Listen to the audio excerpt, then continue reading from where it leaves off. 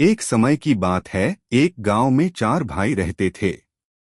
चारों भाई बहुत होशियार थे। उनकी उम्र 15 से 20 वर्ष के बीच थी। एक बार चारों अपने मामा के घर दूसरे गांव जा रहे थे। रास्ते में उन्हें ऊंट के पैरों के निशान दिखाई दिए। थोड़ा आगे चलने पर उन्हें एक व्यक्ति अपनी तरफ आता दिया। जब व्यक्ति उनके पास आया तो उसने चारों भाइयों से पूछा, मेरा ऊंट कहीं खो गया है?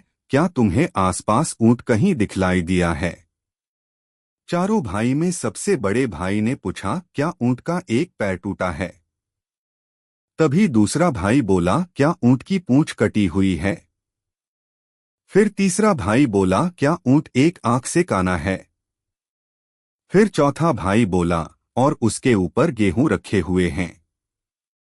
बच्चों की बात सुनकर ऊंट के मालिक को लगा कि अवश्य ही इन बच्चों ने उसके ऊंट को देखा है। उसने झट से बच्चों से पूछा, बच्चों, बतलाओ मेरा ऊंट कहाँ है?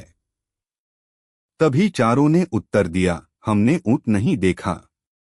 बच्चों की बात सुनकर ऊंट का मालिक बोला, अगर तुमने ऊंट नहीं देखा है तो तुम्हें कैसे मालूम कि ऊंट लंगड़ा, काना, पूंछ कटी हुई है और उसके ऊपर अनाज रखा हुआ है?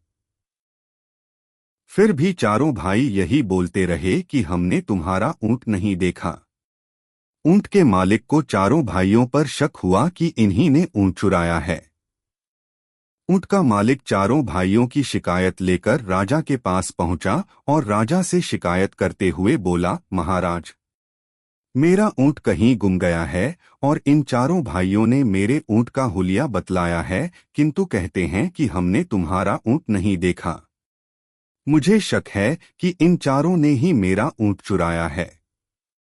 राजा ने चारों भाइयों से पूछा कि जब तुमने ऊंट देखा ही नहीं है तो तुम्हें ऊंट का हुलिया कैसे मालूम है? तभी सबसे बड़ा भाई बोला, महाराज, हम जहां से जा रहे थे उस रास्ते पर ऊंट के पैरों के निशान थे। एक पैर के निशान कुछ उभरे हुए थे, बाकी 3 पैरों के निशान गहरे थे। इसका मतलब है कि ऊंट का एक पैर टूटा हुआ था, जिसके कारण उसके उभरे हुए निशान बन रहे थे।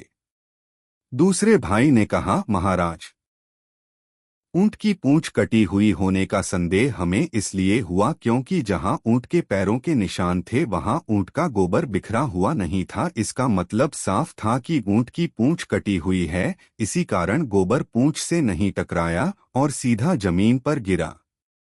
फिर राजा ने तीसरे भाई से पूछा तो उसने कहा, महाराज, ऊंट जहां से जा रहा था वहां एक तरफ की घास तो ऊंट ने खाई थी, जिसके कारण वहां घास नहीं थी, और जिस तरफ ऊंट की आंख खराब थी वहां उसे दिखाई नहीं दे रहा होगा, इसीलिए उस तरफ ऊंट ने घास नहीं खाई थी और वहां की घास हरी थी, इसीलिए हमने अंदाज लगाया कि ऊंट काना है। फिर चौथा भाई बोला, महाराज, जिस रास्ते से ऊंट जा रहा था उस रास्ते पर गेहूं के दाने बिखरे हुए थे, इसलिए मैंने कहा कि ऊंट के ऊपर अनाज रखा हुआ है, किंतु हमने इनका ऊंट नहीं देखा था।